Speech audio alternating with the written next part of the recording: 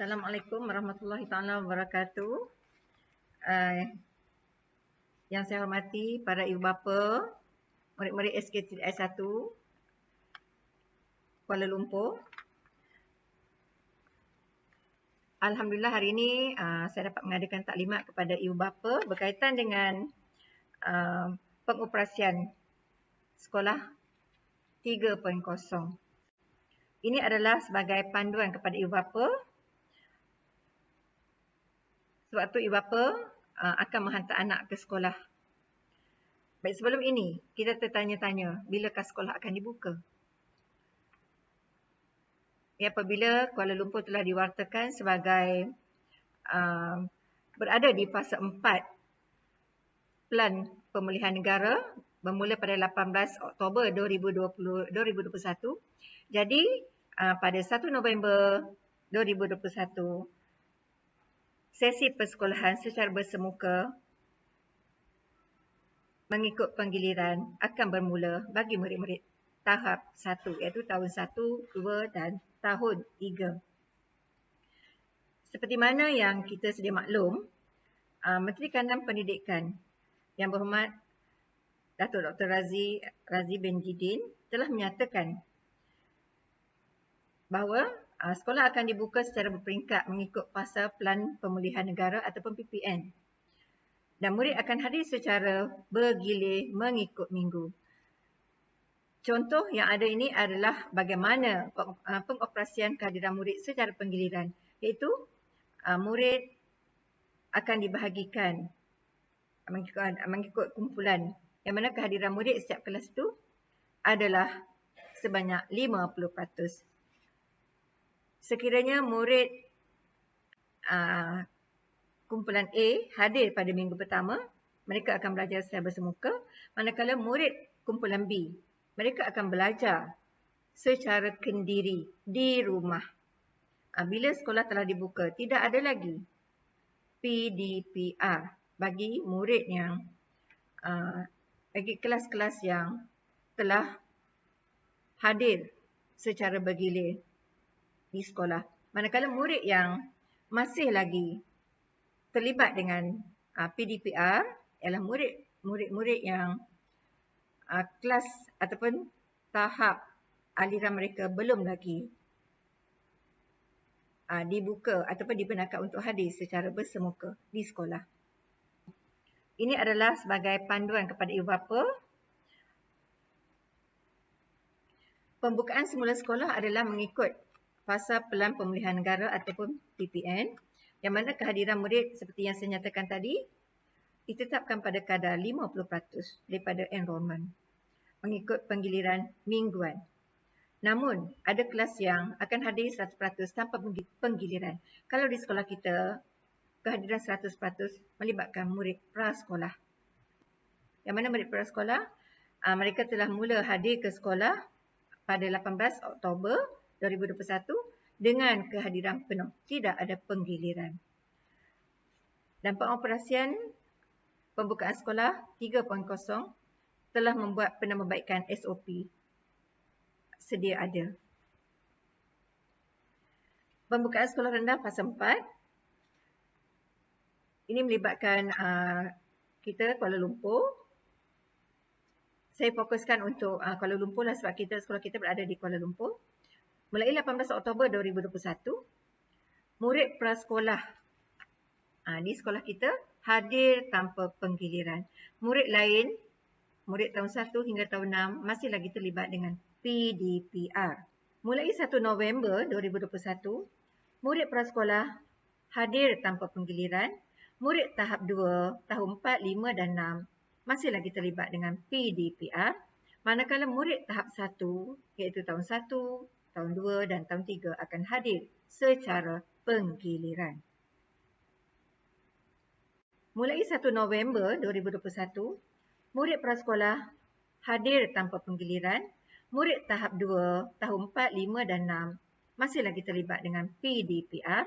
Manakala murid tahap 1, iaitu tahun 1, tahun 2 dan tahun 3 akan hadir secara penggiliran.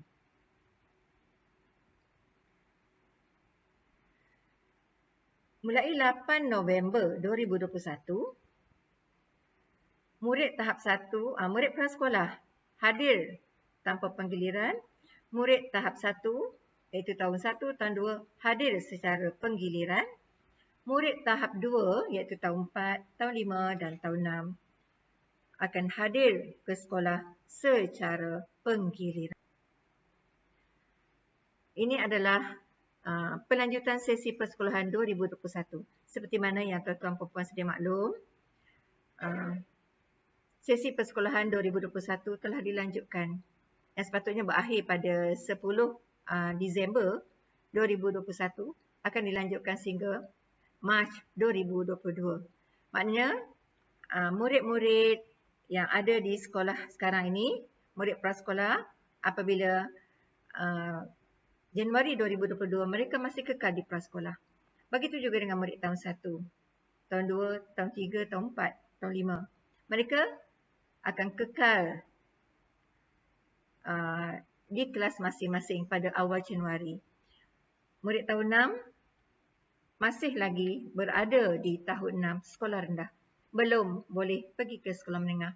Sehinggalah sesi persekolahan 2022 bermula pada Mac, barulah akan ada pergerakan. Murid prasekolah akan masuk ke tahun 1, tahun 1 akan melangkah ke tahun 2, tahun 2 akan melangkah ke tahun 3 dan seterusnya murid tahun 6 akan meninggalkan sekolah rendah dan pergi melanjutkan pelajaran di sekolah menengah. Takwim untuk sesi persekolahan 2022 akan dimaklumkan setelah kami menerima takwim yang baharu. Ini adalah untuk makluman awal ibu bapa. Iaitu setelah kita bercuti pada cuti akhir tahun akan bermula pada 11 Disember hingga 2 Januari. Jadi apabila datang ke sekolah, apabila sekolah dibuka semula pada 3 Januari, sila hadir ke sekolah dan masuk ke kelas seperti tahun 2021. Jangan tersalah. Jangan tersalah masuk ke kelas dan murid tahun 6 pastikan jangan pergi dahulu ke sekolah menengah. Sebab murid sekolah menengah masih lagi berada di kelas mereka. Belum lagi dapat menerima murid baru. Okay? Ini adalah contoh kaedah pembahagian murid dalam kelas seperti yang mana yang kita sedia maklum. Kehadiran murid adalah 50% daripada enrolment. Contohnya kalau satu asteroid kita ada 42 orang murid, kita bahagikan murid itu kepada dua kumpulan iaitu kumpulan A dan juga kumpulan B. Kumpulan A terdiri pada 21 orang murid. Kumpulan B pun 21 orang murid. Dan mereka ini akan hadir secara bergilir. Kalau minggu pertama, murid kumpulan A hadir. Murid kumpulan B akan berada di rumah belajar secara kendiri. Belajar sendiri. Menyiapkan tugasan yang diberi oleh guru. Guru-guru tidak akan melaksanakan PDPR. Tidak ada lagi kelas online untuk murid tahap 1. Mulai 1 November. Manakala murid tahap 2, mereka belum lagi hadir secara bersemuka, mereka akan masih lagi terlibat dengan PDPR. Yang mana guru-guru akan mengajar secara bersemuka dalam talian. Sehinggalah mereka hadir ke sekolah mengikut penggiliran bermula pada 8 November 2021. Pada minggu kedua, murid kumpulan A akan belajar kendiri di rumah. Murid kumpulan B pula akan hadir secara bersemuka. Jadi bagaimana kita boleh laksanakan pembelajaran kendiri ini? Apabila murid kumpulan A hadir ke sekolah, kumpulan B berada di rumah. Jadi guru-guru akan memberi tugasan, akan memberi latihan sama ada melalui Google Classroom ataupun akan menyampaikan pesanan kepada ibu bapa melalui grup kelas. Apabila murid kumpulan A akan hadir pada minggu kedua, akan belajar kendiri pada minggu kedua, sebelum mereka meninggalkan sekolah pada minggu pertama, guru-guru akan memberikan tugasan. Guru-guru akan memberikan tugasan terlebih dahulu untuk mereka laksanakan pada minggu kedua yang mana mereka akan belajar kendiri. Apa maksud belajar kendiri? Maknanya murid-murid ini akan belajar sendiri tanpa guru. Tapi guru akan beri arahan. Arahan itu sama ada melalui latihan secara bertulis yang dimasukkan dalam Google Classroom ataupun guru akan memberi arahan melalui grup kelas masing-masing. Perkara ini akan berterusan selagi kita melaksanakan sistem penggiliran. Apa-apa perubahan kami akan maklumkan. Apa-apa perubahan yang kami terima daripada pihak Kementerian Pendidikan Malaysia akan kami maklumkan kepada ibu bapa. Selagi tidak ada perubahan, saya harap akurlah ataupun patuhilah jadual penggiliran yang telah pun ditetapkan. Saya yakin guru-guru kelas telah pun memberi kumpulan anak-anak tuan-tuan dan perempuan, dan tuan-tuan dan perempuan juga telah menerima jadual penggiliran untuk hadir ke sekolah yang telah pun diedarkan pada 25 hari bulan Oktober.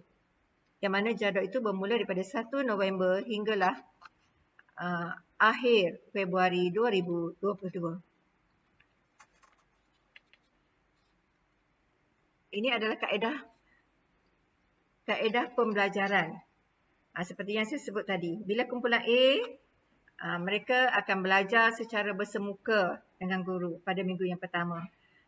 Pada minggu yang kedua, guru-guru akan memberi mereka latihan sebelum mereka tinggalkan sekolah pada minggu pertama itu untuk mereka siapkan pada minggu yang kedua. Begitu juga minggu yang seterusnya. Manakala murid kumpulan B, mereka akan diberi tugasan sebagai persediaan untuk mereka laksanakan pembelajaran kendiri pada minggu mereka berada di rumah. Ini contoh pembelajaran secara kendiri dan juga secara bersemuka. Baik, apakah tanggungjawab seorang murid? Sebelum murid hadir ke sekolah, lihat dahulu. Ini adalah tanggungjawab seorang murid. Murid perlu hadir secara bergilir-gilir mengikut mingguan. Maknanya bergilir secara mingguan dan mengikut jadual waktu yang telah pun disediakan. Kita tidak berubah jadual waktu pembelajaran kita tidak berubah.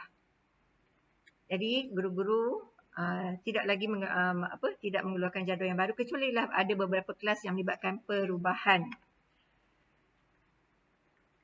Murid juga perlu mendapatkan bahan atau petugasan dan juga penjelasan daripada guru.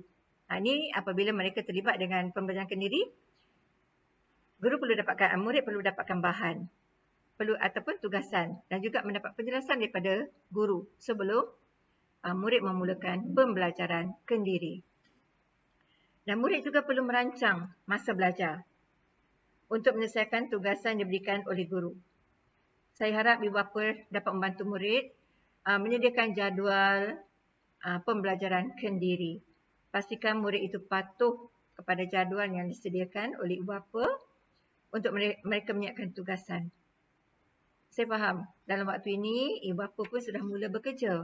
Dia mungkin tak dapat memantau murid yang sedang belajar secara kendiri. Dan guru-guru juga tidak dapat membantu murid. Kerana sewaktu murid ini belajar kendiri, guru-guru akan memberi tumpuan kepada murid yang hadir secara bersemuka. Jadi murid perlulah bertindak bijak. Perlu menjadi seorang yang bijak bagaimana boleh menyelesaikan tugasan ataupun latihan diberi itu mengikut masa yang ditetapkan supaya apabila kamu hadir ke sekolah secara bersemuka nanti, tugasan yang diberi oleh guru itu telah siap dan akan dibincangkan bersama guru dalam kelas. Murid juga perlu menyelesaikan tugasan yang diberi oleh guru dan membuat persediaan untuk sesi pembelajaran secara bersemuka pada minggu yang berikutnya. Sekiranya murid terlibat dengan pembelajaran bersemuka pada minggu ini, minggu hadapan mereka akan belajar kendiri, mereka juga perlu bersedia untuk mendapatkan latihan atau tugasan daripada guru dan membuat persediaan untuk belajar kendiri pada minggu yang berikutnya. Tanggungjawab ibu bapa. Ibu bapa memainkan peranan yang penting, iaitu untuk memastikan anak ataupun anak jagaan hadir ke sekolah mengikut jadual waktu penggiliran. Pihak sekolah telah tetapkan jadual waktu penggiliran kumpulan A, kumpulan B. Jangan tersalah hantar. Jangan tersalah baca anak kumpulan mana. Sebab bila tuan-tuan perempuan tersalah hantar anak, kami tidak dapat menerima anak-anak tersebut untuk belajar kerana kita telah membuat pembahagian yang sama banyak. Tak boleh lebih. Kerana kalau kapasitinya 50%, kita tidak boleh menerima lebih daripada 50%. Jadi, saya harap ibu bapa perlu lebih peka. Ya? Perlu lebih peka supaya anak-anak ini dapat hadir mengikut masa ataupun mengikut minggu yang telah ditetapkan. Dan seterusnya, ibu bapa juga perlu memastikan anak atau penjagaan melaksanakan tugasan yang diberi oleh guru dengan sempurna. Kerana pembelajaran kendiri itu, seperti yang saya maklumkan awal tadi, tidak ada guru yang akan bantu. Melainkan sokongan ibu bapa, bantuan daripada ibu bapa. Untuk kita pastikan anak-anak kita dapat terus belajar walaupun tidak ada guru yang membimbing mereka. Sebab ini adalah SOP penggiliran. Tidak ada lagi PDPR apabila murid-murid telah hadir ke sekolah secara penggiliran. Ibu bapa juga perlu membantu anak ataupun anak jagaan untuk mendapatkan maklumat daripada guru. Jadi sekiranya ada maklumat yang murid tak faham, ibu bapa bolehlah bertanya dengan guru. InsyaAllah saya pasti guru-guru saya akan sentiasa membantu ibu bapa. Kerana kerjasama antara ibu bapa dan guru sangat penting demi untuk kecemerlangan anak-anak yang sedang belajar dalam norma baru. Ibu bapa juga perlu berkomunikasi dengan guru dari semasa ke semasa untuk mendapatkan maklumat tentang pembelajaran anak.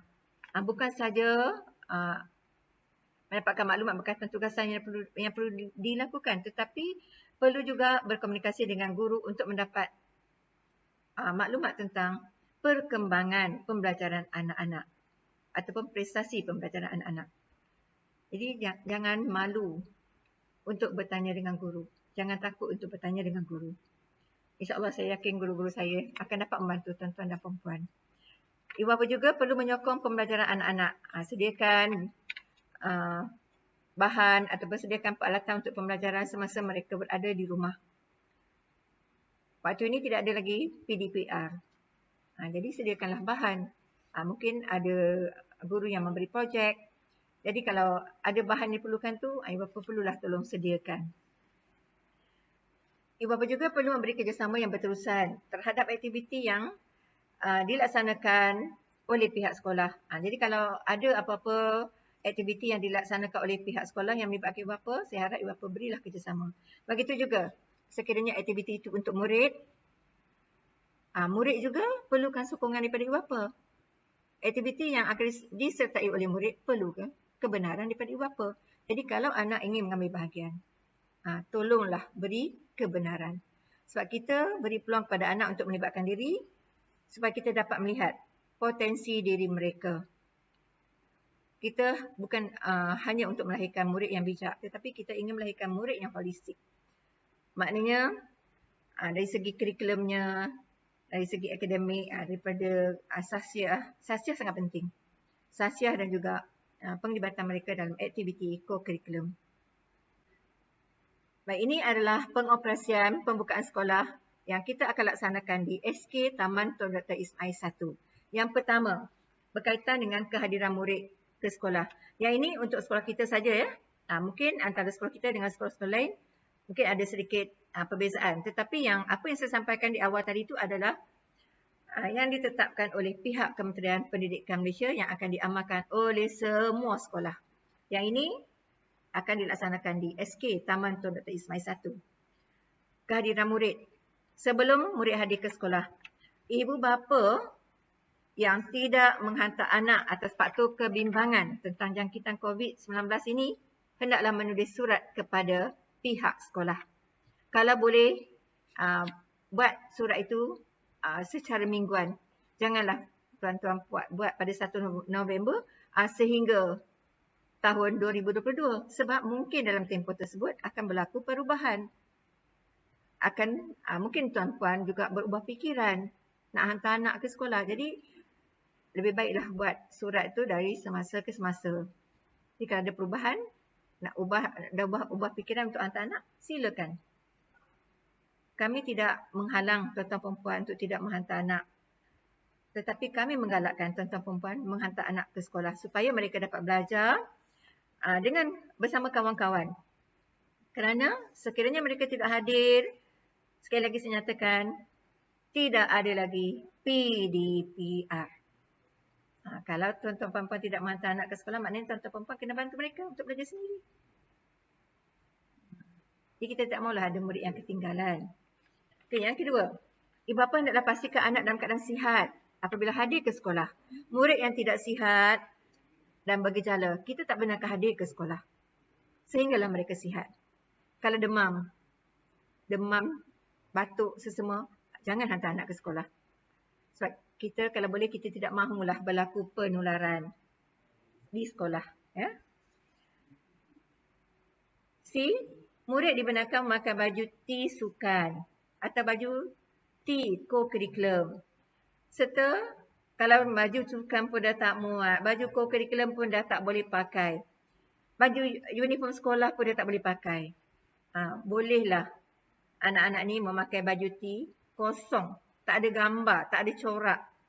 Sebaik-baiknya berwarna putih. Sebab kita ingin melihat anak-anak ni sebagai murid sekolah.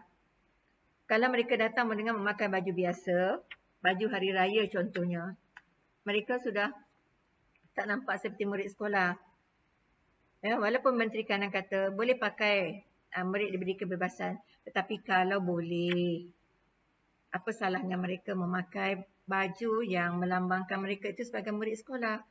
Kalau mereka memakai baju T, sebaik-baiknya mereka memakai seluar sukan. Boleh memakai kasut sukan, boleh juga memakai kasut sekolah. Okay. Bekalkan murid dengan tisu ataupun tuala kecil untuk tujuan sanitasi meja.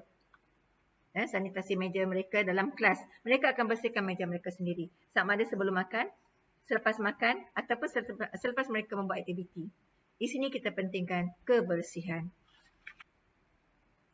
Ketika berada di sekolah. Yang tadi sebelum hadir ke sekolah. Sekarang ni ketika berada di sekolah. Ibu bapa tidak dibenarkan memasuki kawasan sekolah dan menghantar anak ke kelas. Kita tak benarkan. Memang kita tidak benarkan ibu bapa masuk kawasan sekolah, terutamanya pada waktu pagi bersama dengan murid. Kalau ibu bapa ada urusan untuk ke pejabat, sila datang selepas semua murid masuk ke kelas. Dan pastikan ibu bapa yang ingin berurusan dengan pihak sekolah telah lengkap vaksin 2 dos. Kalau tak lengkap, memang kami tak benarkan masuk. Okay? Pastikan ibu bapa yang telah lengkap vaksin saja yang dibenarkan masuk untuk berurusan dalam kawasan sekolah. B. Murid yang hadir akan diambil bacaan suhu. Ini adalah prosedur biasa. Mencuci tangan di sinki yang disediakan dan terus bergerak masuk ke kelas. Murid hendaklah duduk di tempat masing-masing yang telah ditetapkan. Kalau dahulu murid akan duduk dalam kelas tu, kalau kata 45 murid, 45 meja, 45 orang akan duduk. Tetapi sekali ini, kita telah susun kedudukan murid berselang-seli. Kalau 40 orang murid yang sepatutnya ada, tetapi kali ini hanya ada 20 orang murid. Dan kedudukan murid antara sebelah kiri dengan sebelah kanan tu akan ada jarak. Contohnya kalau tepi hadapan pintu tu kumpulan A, di sebelah kanannya kosong. Sebab itu ada tempat untuk kumpulan B. Kumpulan B tak datang. Jadi kosong di situ. Kemudian meja seterusnya ialah kumpulan A. Begitu juga kalau di bahagian belakang. Kalau di hadapannya A, belakangnya kumpulan B. Kemudian diikuti dengan kumpulan A lagi. Pelan meja nanti kita boleh lihat. Dan guru-guru telah pun meletakkan nama murid supaya murid tidak berpindah tempat. Okey, kita tidak mahu murid berpindah tempat. Baik, seterusnya, murid tidak dibenarkan berkongsi peralatan belajar. Pastikan ibu bapa menyediakan peralatan belajar yang mencukupi untuk setiap anak. Pastikan pensel, pembaris, pemadam, buku, semuanya lengkap sebelum anak itu hadir ke sekolah. Sebab kita tidak boleh meminjam peralatan orang lain. Ini adalah susun atau kelas dengan penggiliran. Seperti mana yang saya sebut tadilah. Murid ni akan duduk berselang-seli. Katakan ini kumpulan A, di sini kumpulan B. Kemudian diikuti dengan murid kumpulan A. Kalau di hadapan ni kumpulan A, di belakangnya kumpulan B. Kemudian seterusnya kumpulan A semula. Jadi tuan-tuan dan puan boleh lihat, inilah kedudukan susun atau kelas dengan penggiliran. Apabila kumpulan B datang, di sini kosong, sini ada murid, sini kosong. Di sini ada murid, di sini kosong, di sini ada murid. Okey, ni yang saya katakan tadi, kedudukan berselang. Pengoperasian pembukaan sekolah, pada waktu rehat, murid akan makan di kelas masing-masing. Tidak ada murid yang dibenarkan makan di tempat lain. Semua akan makan di tempat duduk masing-masing. Seperti SOP sebelum ini. Ibu bapa akan membuat tempahan makanan dan membuat pembayaran untuk seminggu melalui guru kelas. Urusan semua melalui guru kelas. Wang tempahan makanan tidak akan dipulangkan sekiranya murid tidak hadir. Kalau dah buat tempahan, murid tidak hadir, kita tak akan pulangkan duit. Ya. Murid-murid juga boleh membawa bekal dari rumah. Bekalan tersebut hendaklah dibawa bersama ketika murid hadir ke sekolah. Maknanya bila dah sampai, terus bawa bekalan daripada rumah. Kita tak benarkan ibu bapa menghantar makanan pada murid, makanan murid pada waktu rehat. Ya, bawa makanan bersama murid. Tak kiralah makanan itu dimasak sendiri oleh ibu bapa ataupun dibeli. Tetapi makanan itu dibawa bersama dengan murid apabila mereka hadir ke sekolah. Murid tidak dibenarkan berkongsi makanan. Tidak dibenarkan berkongsi peralatan makanan. Dan tidak boleh berkongsi bekas minuman. Maknanya makanan sendiri. Bekas makanan tak boleh share. Ya, tak boleh berkongsi. Sebab murid akan makan di tempat mereka sendiri. Ini adalah contoh pada waktu rehat. Bagaimana situasi waktu rehat? Murid ini akan duduk di tempat sendiri. Dan saya dapati cikgu telah pun memasang tape di lantai. Maknanya itulah kawasan murid. Kecuali murid itu nak bergerak untuk mencuci tangan ataupun tak hendak pergi ke tandas ataupun apabila mereka ingin pulang. Selain daripada itu, mereka akan berada di meja masing-masing. Pada waktu rehat, murid akan makan dalam kelas dengan seliaan guru. Ya, akan ada guru yang akan menjaga murid untuk pastikan murid mematuhi SOP pada waktu rehat. Murid ini akan diarahkan untuk mencuci tangan terlebih dahulu dan mereka akan diarah keluar baris demi baris. Mereka tidak akan dibenarkan keluar serentak. Mereka perlu mematuhi SOP. Jadi saya harap kepada ibu bapa tolong ingatkan anak-anak ini supaya mereka mematuhi SOP sepanjang masa mereka berada di sekolah. Okay, pengawalan dan penyuraian murid di pintu pagar sekolah. Kementerian Pendidikan telah pun menyediakan 5 model kepada pihak sekolah dan pihak sekolah boleh memilih mana-mana model yang bersesuaian dengan keadaan di sekolah. Model 1, ruang menunggu dalam kawasan sekolah. Model 2, laluan terarah dan sehala. Model 3, kawalan keberadaan murid ataupun pelajar oleh polis atau rela atau PBT atau PIBG, alumni, PIBK, KSRB dan juga sukarelawan ibu bapa dan juga komuniti. Model 4, penyuraian murid ataupun pelajar secara berperingkat. Model 5, menunggu di bilik darjah iaitu sistem panggilan. Bila ibu bapa sampai, barulah ibu bapa akan mesej cikgu dan cikgu akan menyuruh murid itu keluar.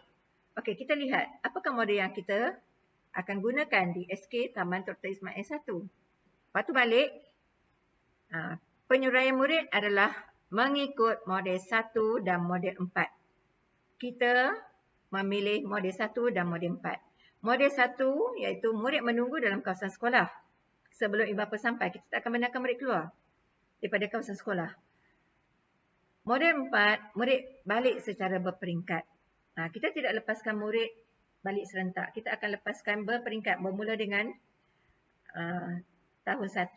Kemudian 15 minit sampai itu tahun 2. Kemudian diikuti tahun 3, tahun 4, tahun 5 dan seterusnya tahun 6. Murid akan balik secara berperingkat mengikut masa yang ditetapkan. Kami mohon jasa baik ibu bapa untuk mengambil anak mengikut masa dan tempat yang telah ditetapkan. Masa pun kami dah tetapkan, tempat ataupun pintu pagar mana pun kami telah tetapkan. Bertujuan untuk mengurangkan kesesakan. Sebab kita dalam waktu pandemik COVID-19 ini, kita perlu mengurangkan kesesakan. Kita tidak mahu murid berada di tempat yang sesak. Jadi, penyuraian murid juga kita adakan secara berperingkat dan kita tetapkan pintu pagar mana. Saya harap ibu bapa tolonglah patuhi. Apa yang kami buat ni adalah untuk kesejahteraan kita bersama. Baik, untuk mengambil anak ni, saya mencadangkanlah kalau boleh, ibu bapa siapkan nama murid. Pada kertas A4, tuliskan nama murid dan nama kelas. Supaya kami nampak dari jauh. Bila nak sampai ke kawasan pintu pagar tu, angkat nama anak tu. Bila kami nampak, kami akan terus panggil. Memudahkan, melancarkan pergerakan anak itu untuk pulang. Dan saya juga mohon kepada ibu bapa, patuhilah pintu pagar mana yang telah pun ditetapkan. Selepas ni kita akan lihat. Kita akan lihat penyuraian, pukul berapa murid balik dan pintu pagar mana murid akan keluar. Seterusnya, kami juga mohon jasa baik ibu bapa dan penjaga untuk sentiasa bertolak ansur bagi memastikan perjalanan trafik di SK3S1 pada waktu pagi dan juga pada waktu balik berjalan dengan lancar. Kalau waktu pagi, jangan berhenti lama sangat di hadapan sekolah sampai turunkan anak jalan. Sebab apabila seorang berhenti pula di hadapan di hadapan pintu pagar, secara tidak langsung telah menyebabkan kesesakan. Kita jangan fikirkan diri kita saja. Kita juga kena fikirkan anak-anak orang lain juga. Fikirkan juga keselesaan orang lain. Jangan fikirkan kita saja yang nak selesa. Okay? Saya harap kerjasama. Dan saya ucapkan terima kasih kepada ibu bapa yang banyak membantu memberikan kerjasama sepanjang pembukaan sekolah tahun 2021. Ini adalah notis waktu persekolahan 2021 yang mana tuan-tuan puan-puan boleh lihat waktu balik anak-anak tahun 1, tahun 2 dan tahun 3. Tahun 1 hari Isnin mereka akan balik 12.30. Jumaat mereka akan balik 11.15 pagi. Jadi tolong ikut jadual ini. Sebab kalau tuan-tuan puan-puan tidak mematuhi menyebabkan kesesakan. Selepas ini mulai 1 November sekiranya tuan-tuan perempuan tidak menjemput anak pada waktu yang ditetapkan, kami akan letakkan anak-anak yang belum dijemput oleh ibu bapa dalam dewan. Dan apabila anak-anak itu masuk dalam dewan, mungkin mereka akan lambat sedikit kami uruskan. Sebab kami perlu uruskan pula murid kelas yang seterusnya. Jadi saya harap ibu bapa tolong patuhi. Saya harap lepas ini ibu bapa boleh baca ya. Waktu balik tahun 1, tahun 2, tahun 3 dan bawah ini untuk tahun 4, tahun 5 dan juga tahun 6. Memang kita susun tidak akan ada pertembungan setiap aliran tersebut. Dan kita juga bahagikan, walaupun kita nampak tahun 4 akan keluar serentak, tetapi kita ada 3 pintu pagar. Ini pintu pagar yang telah pun kita tetapkan. Untuk tahun 1 hingga tahun 6. Pintu pagar A berhampiran dengan pintu pagar utama tu adalah untuk kelas asteroid, komet dan juga nebula. Daripada tahun 1 hingga tahun 6. Pintu pagar C bersebelahan dengan dewan adalah untuk murid kelas galaksi, meteor dan juga orbit. Manakala pintu pagar B berhampiran dengan tangga surau, kita sediakan untuk murid yang menaiki kenderaan ataupun van sekolah. Dan juga kita beri peluang kepada ibu bapa yang memilih untuk mengambil anak di pintu pagar ini. sekiranya ada ibu bapa yang memilih untuk mengambil anak di pintu pagar B berhampiran dengan surau, sila maklumkan kepada guru kelas. Maklumkan kepada guru kelas. Sebab guru kelas akan aturkan murid, akan maklumkan kepada guru mata pelajaran terakhir supaya guru mata pelajaran terakhir akan aturkan murid yang menggunakan tangga B supaya mereka menuju ke sana. Jangan tersalah. Sebab ada yang maklumkan kepada anak tunggu tangga B, tetapi tiba-tiba datang mencari anak di pintu pagar A ataupun pintu pagar C. Dah kecoh. Jadi kalau dah suruh anak tunggu pintu pagar B, tuan-tuan perempuan pun jemputlah di pintu pagar B. Sebenarnya di pintu pagar B tu tak ramai sangat. Tidak ramai murid yang menggunakan laluan tersebut. Dan kami benarkan kalau ibu bapa memilih untuk menggunakan pintu pagar B. Walaupun kami telah tetapkan kelas-kelas tertentu gunakan pintu pagar A dan juga pintu pagar C, tetapi kita benarkan sekiranya ibu bapa memilih untuk menggunakan pintu pagar B. Waktu hadir kami tidak tetapkan.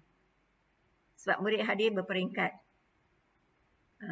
Murid hadir berperingkat. Jadi kita hanya gunakan pintu pagar B, pintu pagar A dan juga pintu pagar B. Pintu pagar C hanya akan dibuka bila hari hujan. Saya harap ibu bapa jelas dengan laluan murid pulang ya. Ini adalah rumusan iaitu kehadiran murid dihadkan kepada 50% mengikut enrollment kelas. Kehadiran ke kelas adalah mengikut secara penggiliran mingguan. Penambahbaikan SOP. Ini perlu ingat. Sebelum ini, pemakaian pelitup muka digalakkan. Mulai 1 November, pemakaian pelitup muka diwajibkan. Murid bergejala tidak dibenarkan hadir ke sekolah. Memastikan pengudaraan baik dalam kelas. InsyaAllah itu tindakan guru kelas. Memang kita akan buka semua cermin, langsir tidak dibenarkan. Membuat ujian kendiri COVID-19 sekiranya murid bergejala di sekolah. Ini sekiranya murid itu bergejala apabila mereka berada di sekolah, kita perlu membuat ujian kendiri COVID-19. Yang mana tuan-tuan perempuan telah pun diberi borang kebenaran. Saya harap ibu bapa benarkanlah sebab ini adalah untuk keselamatan semua murid. Ya, kalau tuan-tuan perempuan tidak benarkan, mungkin kalau anak tuan-tuan perempuan bergejala, boleh membahayakan murid-murid lain. Bukan murid saja tapi seluruh warga sekolah termasuklah guru-guru. Kelonggaran peraturan, murid dibenarkan memakai pakaian sesuai dan kemas serta sopan. Sekiranya pakaian seragam yang ada tak lagi sesuai untuk dipakai. Tapi saya harap tuan-tuan perempuan patuhilah apa yang ikutlah apa yang telah saya nyatakan di atas tadi. Kita benarkan murid memakai baju T sekolah, baju T sukan, baju T co-curriculum. Kalau tak muat juga, pakailah baju T yang kosong. Tak ada corak. Sebab kita nak orang kenal, kita pun kenal, itulah murid kita. Berbanding dengan apabila mereka memakai baju yang beraneka ragam. Tapi saya dapati masih ramai murid yang masih boleh memakai uniform. Ini pemakaian pelitup muka, wajib memakai pelitup muka dalam kawasan sekolah. Pemakaian pelitup muka berganda digalakkan, terutamanya yang bergejala, yang mungkin batuk. Tuan-tuan perempuan bolehlah pakaikan mereka dengan pelitup muka berganda. Aktiviti sukan dan co-curriculum di sekolah. Kelas PJ, PK dibenarkan. Jadi kalau waktu itu ada jadual kelas anak tuan-tuan perempuan, ada pelajaran PJ, mereka hendaklah berpakaian sukan dari rumah. Kita tak benarkan mereka untuk bertukar pakaian, bertukar baju apabila berada di sekolah. Aktiviti co-curriculum tidak dibenarkan. Maknanya kita tak ada aktiviti bersemuka. Tidak ada aktiviti yang melibatkan perubahan pertukaran kelas. Tapi di sekolah kita, sebab aktiviti co-curriculum kita telah masukkan dalam jadual. Murid ini akan melaksanakan aktiviti co-curriculum dalam kelas mereka. Mereka akan buat aktiviti mengikut tugasan yang diberikan oleh guru. Maknanya tidak ada pergerakan kelas. Tidak ada pergerakan pengakap, berkumpul dengan pengakap, tak. Mereka hanya akan berada dalam kelas sebab kita telah masukkan dalam jadual. Dan insyaAllah aktiviti co-curriculum kita ini akan berakhir pada akhir November nanti. Ini adalah gambar-gambar. saya imbas kembali apa yang perlu dilaksanakan, apa yang perlu kita patuhi untuk memastikan keselamatan dan kesihatan murid, guru dan warga sekolah. Maknanya pemakaian pelitup muka perlu dipakai sepanjang masa. Saya ulang macam tadi, pemakaian pelitup muka perlu dipakai pada setiap masa. Pelitup muka berganda digalakkan. Penjarakan fizikal sekurang-kurangnya 1 meter pada setiap masa. Mencuci tangan dengan air dan sabun. Sabun kita akan sediakan di setiap sinki. Dan dalam kelas juga kita telah sediakan hand sanitizer. Dan saya juga harap kepada ibu bapa kalau boleh sediakan jugalah hand sanitizer yang kecil untuk anak-anak. Supaya bila-bila masa mereka boleh membersihkan, mencuci tangan mereka. Jadi mereka tidak perlu bergerak ke hadapan. Sebab kita hand sanitizer yang kita letakkan di kelas, biasanya kita akan letakkan di hadapan kelas. Okey, pensanitasi tangan boleh digunakan jika tiada air ataupun sabun. Okey, saringan kesihatan dilaksanakan setiap hari di pintu masuk. Kalau murid yang bacaan suhunya lebih daripada 37.5 dan bergejala, kita tak benarkan masuk. Kalau bacaan 37.5 dia akan merah dan dia akan termometer tu akan bunyi bising. Jadi pada situ kita dapat kesan. Jadi saya harap kepada ibu bapa sebelum hantar anak ke sekolah, ceklah dulu suhu ya. Kalau boleh sama-sama kita bantu.